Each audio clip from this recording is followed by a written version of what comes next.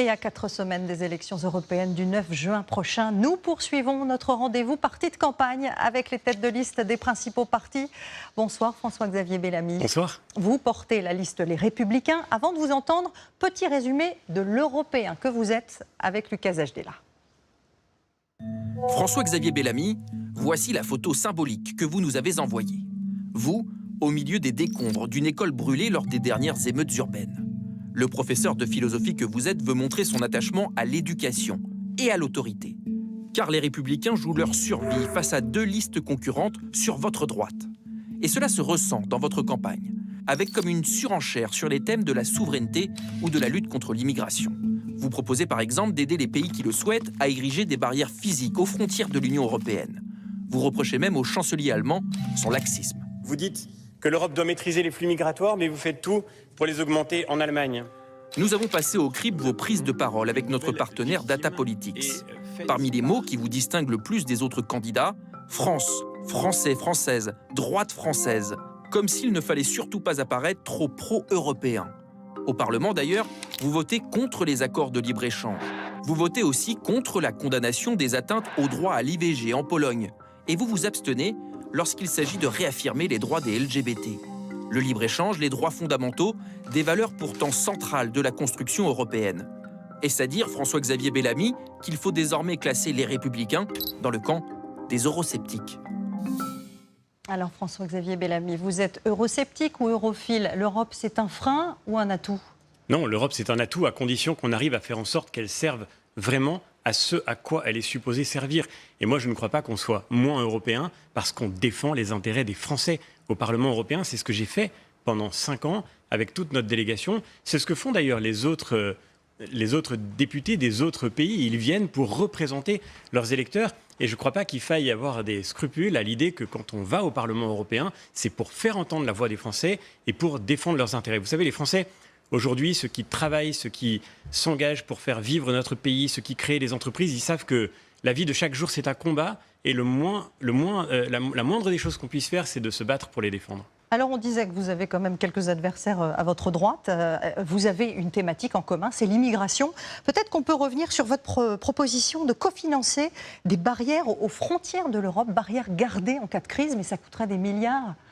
Non, d'abord, il y a des pays qui demandent cela, des pays dont les gouvernements sont de bords politiques différents, parce que ce sont des pays qui reçoivent l'immigration qui arrive vers toute l'Union européenne. Et nous disons, avec toute la droite européenne, c'est la demande que nous avons formulée au cours de ce mandat, que nous avons réussi à faire adopter, qu'il doit y avoir une vraie solidarité européenne face aux flux migratoires. Parce que les gens qui veulent rentrer en Pologne, les gens qui veulent rentrer en Italie, en Espagne, ils ne veulent pas arriver dans ces pays, ils veulent venir en Europe. Et donc nous devons être à leur côté. C'est ce qui nous distingue des forces politiques qui, à notre droite, refusent une coopération européenne. Nous croyons que nous serons plus forts, y compris pour que nos États soient capables de maîtriser leur destin face à l'immigration illégale, si nous arrivons à coopérer ensemble en Europe. Alors justement, vous parlez aussi d'une double frontière extérieure et nationale. On rétablit les frontières aux confins de la France? Non, bien sûr que non. Si on veut garder la libre circulation, si on veut garder la libre circulation en Europe, les Français le savent très bien, il faut qu'on ait d'abord une protection des frontières extérieures de l'Europe. Et ensuite, ce que nous disons, c'est qu'il faut que les États gardent le contrôle de leur politique migratoire. Vous savez qu'aujourd'hui, Emmanuel Macron veut imposer le projet de la relocalisation obligatoire des migrants. C'est-à-dire que des gens qui sont rentrés illégalement sur le sol français, il faudrait, c'est ce que fait d'ailleurs le gouvernement, les répartir partout en France. Nous disons le contraire. Il faut reconduire dans leur pays d'origine des gens qui sont venus illégalement dans nos pays, parce qu'il n'y a aucune raison de considérer que l'immigration illégale est une fatalité. Je rentre à l'instant de Mayotte. Et les Mahorais, ils le savent très bien, si on n'arrive pas à maîtriser nos frontières, eh bien on s'oriente vers une déstabilisation profonde de nos sociétés et l'Europe ni la France n'ont rien à y gagner. Alors justement, vous parliez de Mayotte. Dans quelques jours, le Conseil des ministres doit proposer la suppression du droit du sol pour ce département. Est-ce que vous soutenez cette mesure? Est-ce qu'il faudrait l'élargir à la métropole? Non seulement nous soutenons cette mesure, mais nous la demandons depuis des années. Nous avons été les premiers à dire que c'était une urgence et le gouvernement, à l'époque, refusait de nous entendre. Aujourd'hui, les Mahorais sont dans une telle situation de détresse qu'il faut évidemment leur répondre et c'est une nécessité impérative. Mais plus largement, ce que vivent les Mahorais, ce qu'ils connaissent sur le terrain tous les jours. J'étais avant-hier avec les policiers qui travaillent contre l'immigration illégale à Mayotte. Regardez les conditions dans lesquelles ils sont aujourd'hui. Ils sont face à un défi existentiel qui touche Mayotte, mais qui en réalité touche aussi notre pays. Et oui, bien sûr, si on n'apporte pas des réponses françaises et européennes, parce que nous ne croyons pas que le repli sur soi nous rendra plus forts demain, si on n'apporte pas des réponses à ce défi existentiel, c'est d'une certaine façon l'existence même de nos pays qui sera demain en jeu. Donc fin du droit du sol aussi en métropole ? Oui, je crois que c'est nécessaire. J'entendais la candidate d'Emmanuel Macron qui disait aujourd'hui qu'elle ne voyait pas le lien entre immigration et insécurité. Ce lien, il est pourtant manifeste. Et c'est l'incapacité de nos pays à maîtriser leurs frontières qui fait aujourd'hui que nous vivons une telle situation de violence qui monte dans notre pays. Tout ce que vous avez dit pour l'instant, Jordan Bardella ou Marion Maréchal auraient aussi pu le dire. Non, un électeur qui hésite entre vous trois, qu'est-ce que vous pouvez lui dire ce soir? Est-ce que vos différences, elles sont sociales, économiques, philosophiques?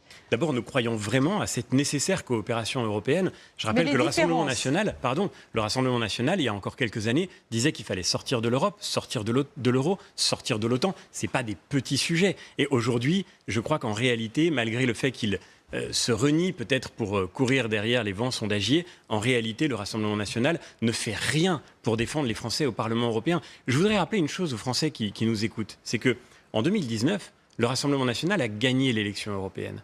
Et déjà en 2014 d'ailleurs, ça fait 10 ans que les Français lui font confiance et lui donnent le plus grand nombre de députés au Parlement européen. Et qu'est-ce que ça a changé pour la France? Qu'est-ce que ça a changé pour les Français? Aujourd'hui, je vois peut-être des gens qui se disent si le Rassemblement national gagne cette élection européenne, les choses vont changer. Mais rien ne changera et le lendemain, tout recommencera comme avant. Nous voulons retourner plus nombreux et plus forts au Parlement européen parce que nous serons au sein du plus grand groupe demain qui travaillera en Europe, et c'est au sein de ce groupe que nous pouvons faire bouger les lignes, que nous pouvons obtenir le changement de cap dont l'Europe a tellement besoin. Et votre différence avec Éric Zemmour et Marion Maréchal?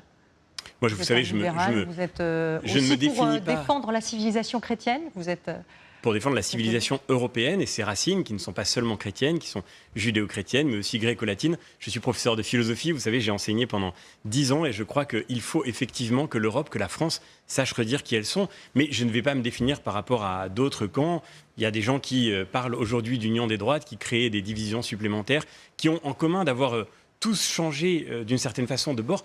Moi, je suis Jordan clair Bardella et constant. vous a sollicité, paraît-il. Mais justement, je suis clair et constant et je ne suis pas de ceux qui changent de cap et qui changent de camp, même si aujourd'hui la droite française, comme la vie démocratique de notre pays, traverse un moment difficile. Je suis convaincu que c'est là que se trouve la possibilité de reconstruire un camp qui défende le travail et les travailleurs. Parce que vous savez, moi j'entends le Rassemblement national sur beaucoup de sujets, mais je ne l'entends pas parler de la défense des travailleurs. Et quand je vois aujourd'hui que le Rassemblement national, comme le gouvernement, se couche devant les syndicats qui veulent imposer par les blocages dont ils menacent à la veille des Jeux Olympiques, qui veulent tirer le maximum d'avantages catégoriels.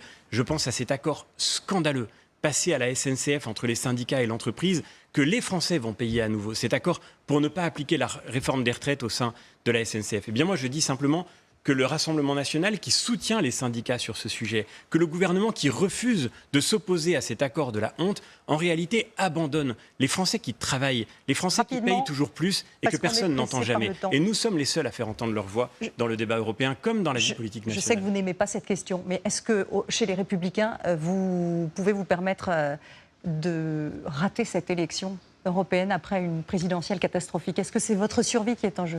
En quelques mots. Ce qui compte pour moi, vous savez, c'est beaucoup plus que la survie d'un parti. Je ne me serais pas engagé en politique si ça avait été pour essayer de faire valoir une étiquette plus qu'une autre. La seule chose qui compte, c'est la France. C'est ça notre combat aujourd'hui. La seule chose qui compte, c'est de faire que la France se relève en Europe et de sortir de ce décrochage de la France que les Français vivent aujourd'hui par l'appauvrissement du pays. C'est ça qui m'intéresse, c'est la seule chose qui compte pour nous. Merci beaucoup, François-Xavier Bellamy.